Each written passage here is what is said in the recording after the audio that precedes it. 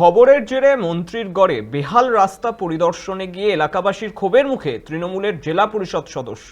কি করছেন মন্ত্রী, কি করছে ব্লক প্রশাসন, কেন এতদিন কাজ হয়নি? তৃণমূল নেতাকে প্রশ্ন স্থানীয়দের। সাময়িক নয়, স্থায়ী সংস্কারের দাবি। ঘটনায় এলাকাবাসীর ক্ষোভ স্বাভাবিক বলে মেনে নিলেন জেলা পরিষদ সদস্য। তবে শাসক দলকে খোঁচা বিজেপির। মালদার হরিশ্চন্দ্রপুরের সদর এলাকার সোহিন মোড় থেকে বারোদুয়ারি পর্যন্ত 3 কিলোমিটার রাস্তার বেহাল দশা। রাস্তা জুড়ে বড় বড় গর্ত, যেখানে জল জমে জলাশয়ের আকার নিয়েছে।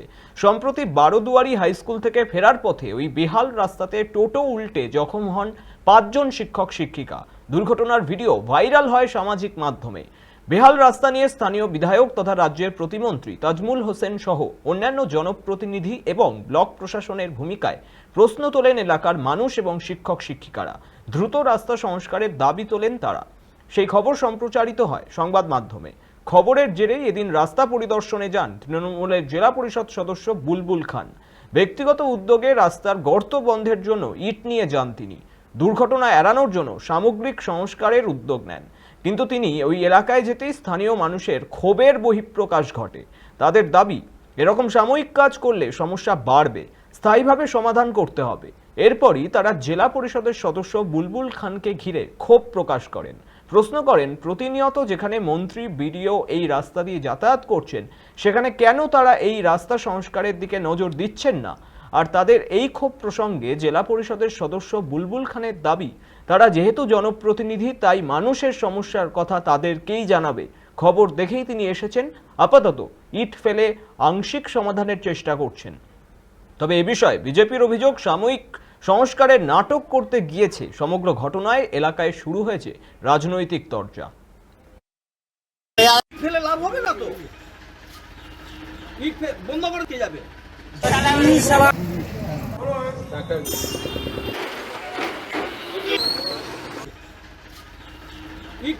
আমি যে অবজেকশন করেছিলাম, যে মিডিয়া এসেছিলেন, সে তার সামনে তার দেখে আজকে উনি এসছেন আমাদের এখানে ছুটে দেখতে যে পরিস্থিতিটা কি আছে। সে দেখার পরে ওনাকে আমরা বললাম যে এই পরিস্থিতি আছে, এখানে মাস্টাররা পড়ে গেছিলো, ইটা পড়ছিল, আমি মানা করেছি ইটা ফেলতে, যে এখানে ঢালাইয়ের ব্যবস্থা হোক বা কোনো রাস্তা ভালো মতন উঁচু করে রিপেয়ারিংয়ের ব্যবস্থা হোক, তার জন্য আমি ওনাকে বলছি, বুলবুল সাহেবকে। এলাকায় নেতা আছে, মন্ত্রী আছে, তারা তো শুনছেন না কোনো কথা। আছে মন্ত্রী আছে, মন্ত্রী এই রাস্তা দিয়ে চলাফেরা করছেন, বিডিও সাহেব আছেন, বিডিও সাহেব এই রাস্তা দিয়ে চলাফেরা করছেন, তারা চোখে দেখতে পাচ্ছেন না কিছু? আজকে বিডিও সাহেব সামনে আছে, সামনে ব্যাংক আছে, সামনে স্টেট ব্যাংক আছে, গ্রামীণ ব্যাংক আছে, আরও সব অফিস আছে, তারা অফিসাররাও তো সব অসুবিধা দিয়ে চলছে।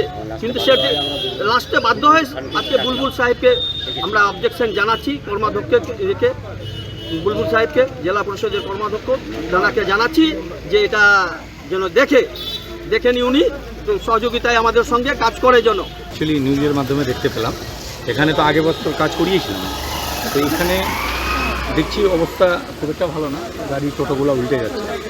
এটা আমরা এখন যাব বিডিও সাহেবের কাছে, কি হয় সেটা নিয়ে হয়তো উপর অধিক কেন হচ্ছে না সেটা তো দেখার বিষয় আছে। 1 বছর ধরে এটা পড়ে আছে, এটা বাস্তব। এবার কিছু জায়গায় হয়েছিল কি টেন্ডারটা হয়ে গেছে, এখনও কাজ শুরু হয়নি কেন সেটা দেখার বিষয়। তো এখানে আপাতত ইট তো ফেলা হলো, তো এই ইট বসালে কিন্তু এখন হবে না। অ্যাকচুয়ালি এটাকে কালকে ভেঙে দিয়ে বসাতে হবে, যেহেতু ঠিকঠাক হয়ে যায়। ও দেখেন এখানে টোটো গাড়ি উল্টাচ্ছে, আছে 1 বছর ধরে খারাপ আছে, সেটা তো স্বাভাবিকভাবে আমাদেরকে না জানাবে তো কাকে জানাবে? সেটা অধিকার আছে তার আমাদের প্রতি। আমরা তো আসছি, 5 জন শিক্ষক আহত হয়েছে, আমি দুঃখিত করি যে আমরা হয়তো ঠিকভাবে কাজ করতে পারছি না বলেই কিন্তু এই জায়গাটাতে আমাদের এরকম অবস্থা।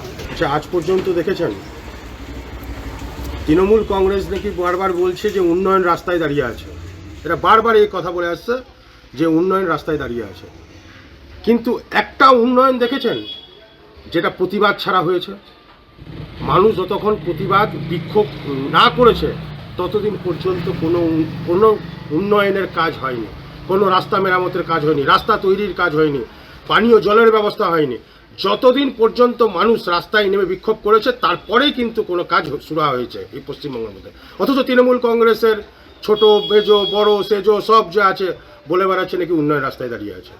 তো স্বাভাবিক কথা, এই যে টোটো পাল্টি খেয়েছিল, তারপরে নিউজ হয়েছে, খবর হয়েছে, এই খবর দেখে নিজের তহবিল থেকে নাকি রাস্তা মেরামতের কাজ করতে এসছে। স্বাভাবিক, ক্ষোভ তো দেখাবেই মানুষ। মানুষ মানেনি, সেটাই তো বিশাল বড় ব্যাপার। তো স্বাভাবিক কথা, সাময়িক সংস্কারের নাটক করতে গেছিল তৃণমূলের নেতা কর্মীরা, ক্ষোভ বিক্ষোভের মুখে পড়েছে, আক্রোশের মুখে পড়েছে। এটা তো হওয়া স্বাভাবিক।